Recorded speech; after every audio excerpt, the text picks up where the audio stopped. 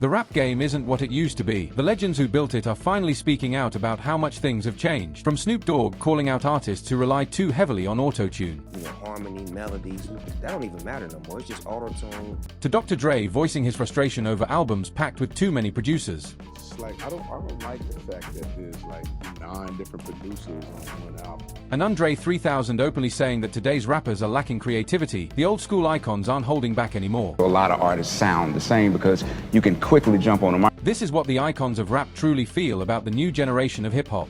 Starting with Dr. Dre. The man who turned West Coast rap into a billion-dollar dynasty has grown weary of what the culture has become. Dr. Dre co-founded NWA in the late 1980s and revolutionized the sound with his production on albums like The Chronic in 1992 and Doggy Style in 1993. As the architect behind Death Row Records, Aftermath Entertainment, and Beats by Dre, his obsession with heavy bass and clean precision shaped an era where production was just as vital as the lyrics. But today, Dre isn't impressed with modern rap. In a 2023 interview with Kevin Hart, he admitted that while hip-hop keeps evolving, he personally doesn't connect with most of what's out there. He's not throwing shade, but the music simply doesn't move him anymore. By late 2024, he got even more blunt in a complex interview, saying today's hip-hop doesn't inspire him at all. He hasn't heard a single record that makes him wish he produced it, something that used to happen constantly back in the day. What frustrates Dre the most is how albums are made now. Back when he crafted The Chronic, he built the whole thing himself, shaping one complete sound from start to finish. Nowadays, albums have way too many producers involved, and he feels that kills the flow and direction. He opened up about this in an October 2024 talk with Snoop Dogg, explaining how technology and the internet completely changed the creative process. Computers and the internet. Find your collaborator. Just like, I don't like the fact that there's like 9 different producers on one album. One producer on one album. The continuity is everything. Yeah, where did that come from? Where did it come from where you got cats that want to be with 9 different producers on one album and stuff like that? When the hell did that start? I don't know. I don't know, but I don't like it. Dre believes technology made it far too easy for artists to grab a beat online and rap over it without any real craftsmanship. He says most new music lacks genuine musicianship, especially with everyone recycling the same rolling 808s and predictable patterns. For a man who spent endless nights layering instruments and sculpting intricate soundscapes, seeing hip-hop reduced to copy-and-paste production feels like a betrayal of the art he helped build. Dre's frustration with disjointed albums and too many hands in the mix runs deep. But the next legend's concern goes even further, into how rappers have lost their voice and individuality. Snoop Dogg. Calvin Broadus Jr., better known as Snoop Dogg, came up in the early 90s with a laid-back flow that balanced NWA's raw aggression. His work on Doggy Style made him a global icon. Over 3 decades, he's built an empire of music, cannabis, television, and even sports commentary. Yet beneath all that success, Snoop is genuinely troubled by where hip-hop is heading, and is not afraid to speak his mind. His biggest issue with today's rap scene is the lack of originality. Everyone sounds the same instead of crafting their own lane. During that same October 2024 interview with Dre, Snoop gave advice that doubled as a reality check for the culture. He told young artists to be authentic and find their own sound, even if it takes longer to blow up.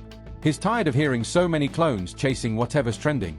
Snoop emphasized how the priorities have completely flipped in hip-hop. Back in his era, artists cared about creativity and understanding the foundation of music, harmony, rhythm, and melody. Now, none of that seems to matter anymore. It used to be about creativity and understanding the musicianship, harmony, melodies, that don't even matter no more. It's just auto-tune.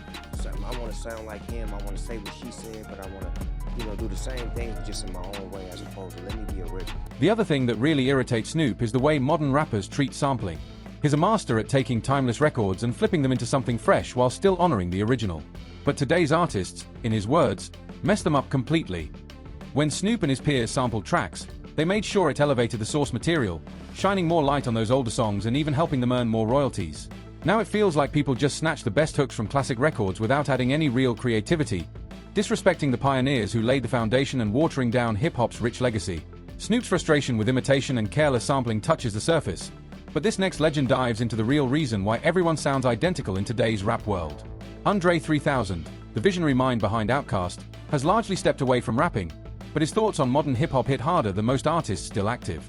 Andre reshaped southern rap in the 1990s and 2000s with groundbreaking albums like A.T. Leon's, Aquemini, and Speakerboxxx The Love Below. His eccentric genius blended cosmic lyrics, funk grooves, and theatrical flair in ways nobody had imagined before, earning him 6 Grammys and a place in the Rock and Roll Hall of Fame. Now 49, Andre mostly plays flute and dropped an experimental album called New Blue Sun in 2023. But during his 2024 interviews, he offered some of the most insightful takes on where hip-hop lost its identity. His main message is both simple and profound. Artists today don't have enough time to truly find themselves, which is why everyone ends up sounding the same. On a July 2024 episode of The Shop, Andre broke down exactly why that happens, linking it to how fast everything moves in the era of social media and streaming.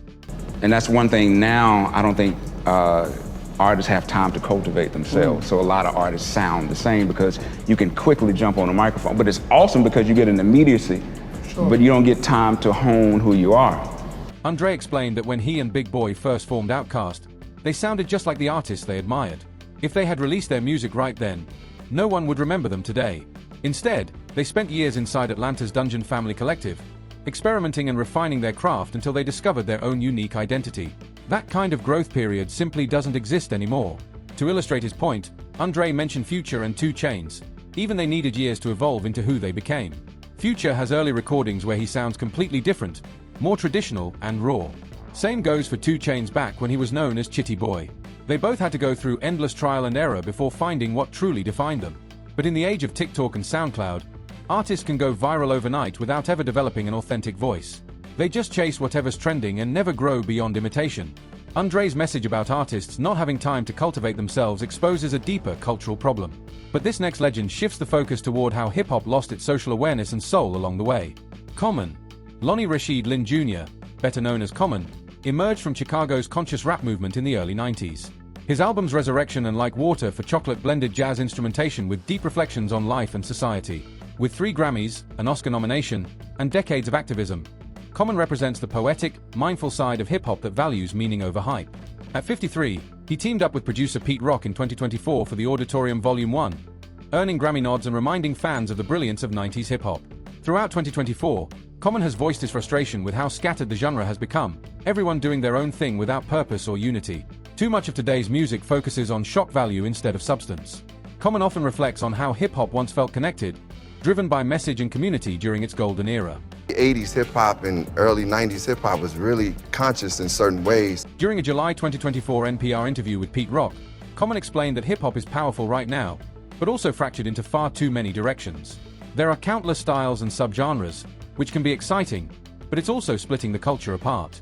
Back in the 1990s, rap united people with songs that blended personal stories and universal truths.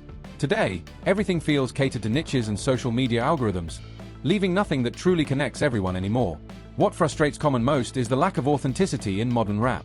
He talked about how the current scene is dominated by fake images crafted for Instagram and TikTok, where artists would rather play a role than be genuine and honest.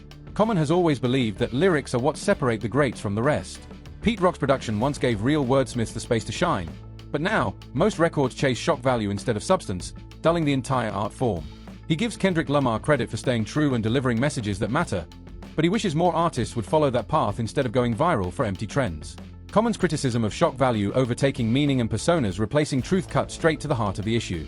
But this next legend points to one single reason he believes hip-hop's foundation has completely crumbled. Pete Rock.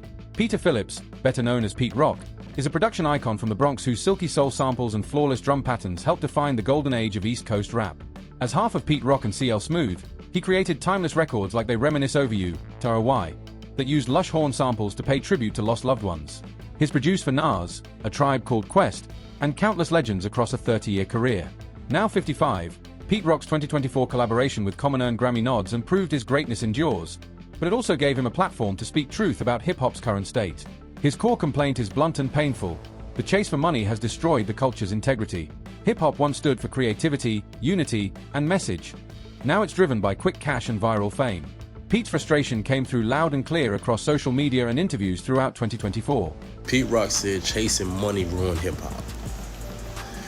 And in the comments on the website, on Instagram, on Facebook, where this article was posted, shout out to Hip Hop DX, who I'm getting this article from. In early January 2024, during hip-hop's 50th anniversary celebrations, Pete Rock went off on Instagram about how the culture completely lost direction. He said chasing the bag became the main disease, using slang for fast money to explain how profit crushed creativity. For Pete, who started crafting beats in his basement and digging through dusty record bins for samples, this isn't progress, it's watching something sacred fall apart. He wrote that hip-hop is being pile-driven straight into the ground. He and his generation built real history, but now he questions what people are even creating, because it sure doesn't feel like history or authentic hip-hop anymore. Pete also called out how overly sensitive people have become whenever you critique the new wave. The second you share an opinion, they label you a hater instead of hearing your point. By September 2024, when his album With Common dropped, Pete was still driving this message home in radio interviews. He sees a bit of hope in younger fans craving authenticity, but he believes the culture must return to putting soul and feeling into the music instead of chasing numbers and quick payouts. Pete Rock's belief that the money chase destroyed hip-hop's integrity hits hard. But this next legend takes it further, identifying what's missing inside the music itself that makes projects forgettable. LL Cool J, Todd Smith, better known as LL Cool J, exploded onto the scene in 1985 as a teenage phenom on Def Jam Records. His debut radio blended hardcore battle bars with radio-ready hooks, and songs like I Need Love proved rap could show emotion too. Across 4 decades, he's released 14 top 10 albums, won 2 Grammys, and earned a Kennedy Center honor. He starred in NCIS, Los Angeles, launched the Rock the Bells Festival, and in 2024, released The Force, his first album in 11 years. At 57, LL remains living proof that you can stay relevant in hip-hop for life. But in recent interviews, he's voiced real concern about the culture's direction. He feels today's rap has become hollow, all flash, no feeling. Hip-hop used to champion the underdog, but now it feels elitist and disconnected from real life. LL, though, has a different way of addressing hip-hop's flaws than simply complaining. Because see, a lot of these dudes, they sit around complaining about shit all day, man. It's just like, I'm not doing that. Listen, man, we're not gonna sit around the dinner table hungry when I can go out in the woods and figure some shit out. I'm not gonna sit around hungry complaining with my ribs touching, on no level. During his late 2024 interviews, LL Cool J focused on what he believes is missing most from today's rap, good songwriting. In a New York Times interview, he said there's nothing wrong with rapping about money or sex. He actually enjoys both subjects. But a true body of work needs more than that to resonate and keep people listening. LL's own music balanced confidence with vulnerability, offering emotional weight alongside the bravado. Today, though, albums feel like endless flexing with no real storytelling or connection. LL also talked about how hip-hop stopped being the underdog's voice. It once spoke for people fighting the system, but now it's turned into an elitist showcase. Rappers flaunt luxury like they're above everyone else, which betrays what hip-hop originally represented. That black CNN quality, where rap reported what was really happening in the streets, has nearly disappeared by 2025. LL keeps pushing for a return to better songwriting and deeper content, not just shallow boasting and social clout. His view that missing craftsmanship and rising elitism created an artistic void explains a lot, but this next legend exposes an even darker truth. Modern rappers aren't just shallow, they're often completely fabricating their lives. T.I. Clifford Joseph Harris Jr., known as T.I., emerged from Atlanta's Bankhead neighborhood in the early 2000s, crowning himself the king of the South. His albums Trap Music and Urban Legend laid the foundation for the entire trap sound the world follows today. With 14 albums, 5 number ones, and 3 Grammys, T.I. evolved from street tales to introspective storytelling while also building a film career and running his Grand Hustle label. At 45, T.I. stands as trap's wise elder, mentoring the next generation and still releasing music. But is increasingly frustrated with the new era because he believes no one tells the truth anymore. Instead of rapping about their real experiences, artists make up fantasies about the lives they wish they had, killing the authenticity that once made trap powerful. T.I. sees a dangerous pattern forming in how young artists approach the industry today. The cats who want it right now, then they go and do their publishing deal, get a bag. They get a record deal, they get a bag, and if they lucky, then by the time they spend all their money, they got a song to catch. And if they lucky, and they find another way by the time that money run out to get some more money. In early 2024, on the Earn Your Leisure podcast, T.I. broke down his biggest issue with today's rappers. They don't have real stories to tell. They rhyme about things they plan to do tomorrow or wish they had done yesterday instead of speaking from true experience. Real trap music was born from survival, dodging raids, losing friends, and enduring real pain. That struggle gave the sound its raw honesty and emotion. Without lived experience, the bars feel empty. Ty compared it to his own beginnings when he made Rubber Band Man, inspired by watching his mother's financial struggles and his own hustling that nearly cost him everything. But now, rappers brag about owning blocks and cars that aren't really theirs, wearing chains that never came with consequences. He emphasized this again in a June 2024 Billboard Roundtable, saying artists sound like they're reading from algorithm-written scripts. They talk about buying the block but never mention losing it to a snitch or a setup. In his eyes, trap died when the stories stopped coming from real scars and turned into fake simulations crafted for streams. T.I.'s frustration with fantasy-driven trap and made-up hustling exposes surface-level dishonesty, but But this next legend sees it as something far worse, a complete betrayal of what hip-hop once stood for. KRS-One.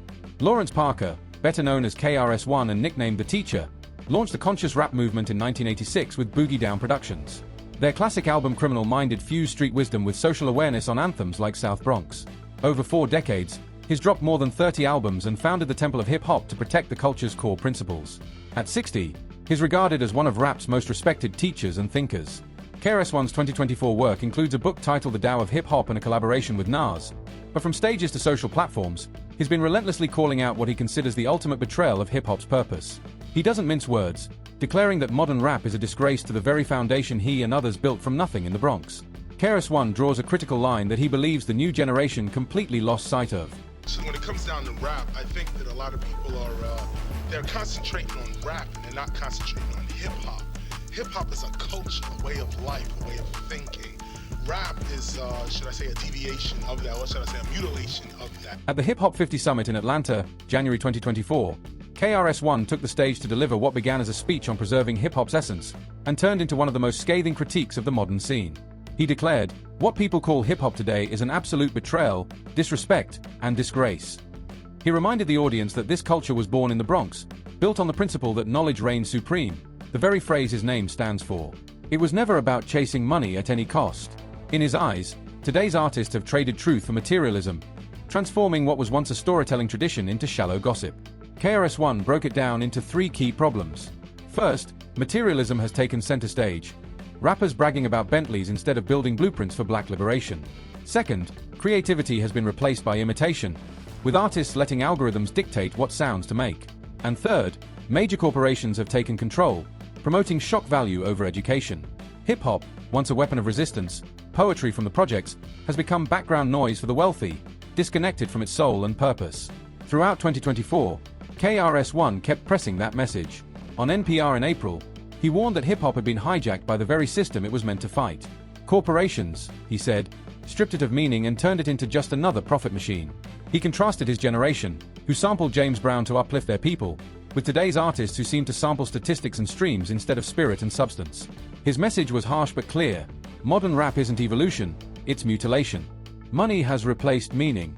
But this next legend takes it even further, exposing who's really pulling the strings behind the culture's decline. Scarface. Brad Terrence Jordan, known worldwide as Scarface, emerged from Houston's Fifth Ward in the late 1980s as the dark poet of Southern rap. Through his work with the Ghetto Boys and his solo classics like The Diary, he explored pain, faith, and mental health with brutal honesty.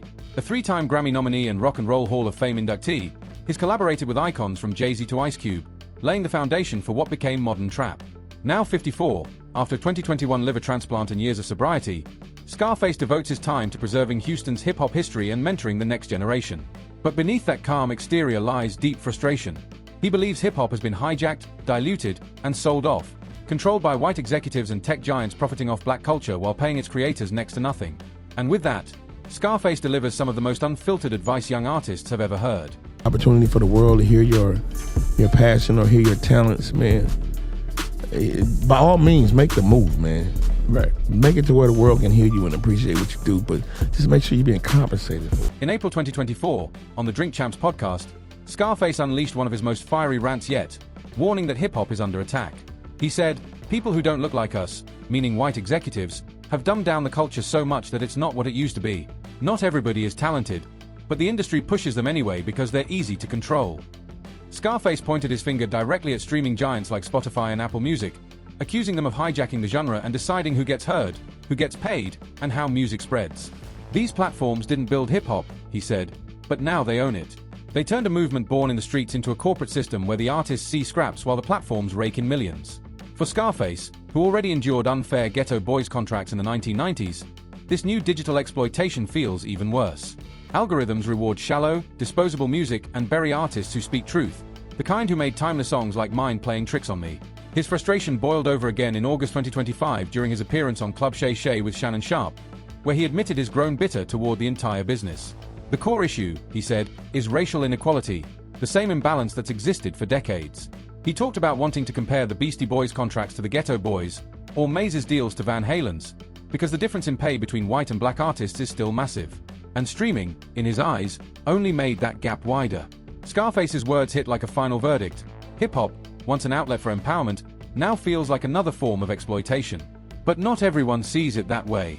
The next legend offers a more balanced perspective on whether hip-hop is truly dead, or still fighting to stay alive. Nas. Nasir Jones, known simply as Nas, revolutionized rap lyricism with his 1994 debut Illmatic, a cinematic portrait of Queensbridge life that became one of the most influential albums in history. Across 17 projects, from It Was Written to the King's Disease trilogy, Nas has chronicled Black America's realities, blending street poetry with deep philosophy. Now 52, with 18 Grammys, a Kennedy Center honor, and his own label, Mass Appeal Records, Nas remains one of hip-hop's most respected voices. In 2025, he stays active with his Legend Has It series, remixing classic songs alongside Ghostface Killah and Raekwon, and made headlines in March with a verse on Time that critics call the most powerful rap verse of the year. He's even teasing Illmatic 2 for 2026. Looking back on his 2006 album Hip Hop Is Dead, Nas admits his views have evolved.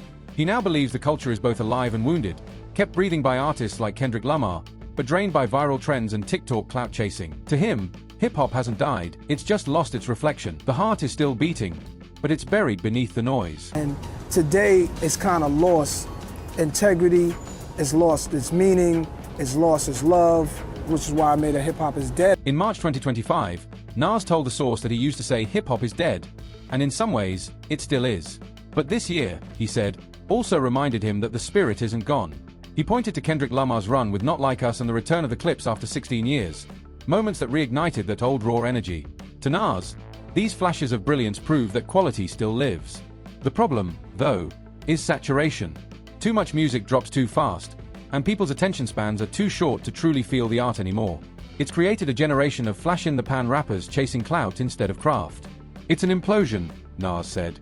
Too much happening too fast. He contrasted that chaos with the patience behind Illmatic, an album he wrote at 19, refined for years before releasing. Back then, every bar mattered. Now, he said, it's a TikTok era, where a catchy hook matters more than a story, and authenticity is sold to the algorithm. By July 2025, during a complex interview, Nas broke down hip-hop's evolution by decade. The 90s, he said, were about lyrical mastery, the era of him and Rakim building legacies. The 2000s had big sales but still carried soul. The 2010s turned into a fashion show, more poses than poetry. And the 2020s? Oversaturated. Viral moments masking the absence of meaning. He called clout chasing the biggest sin in modern rap. Artists drop TikTok singles, name-drop legends like him, Tupac, or Biggie for attention, then vanish as quickly as they appeared. Because, as Nas put it, real greatness never needed gimmicks. Through Mass Appeal Records, Nas continues fighting to preserve the roots, the honesty, the poetry, the truth, while still pushing the culture forward. Because in the end, hip-hop isn't dead. It's just waiting for more artists brave enough to live it again.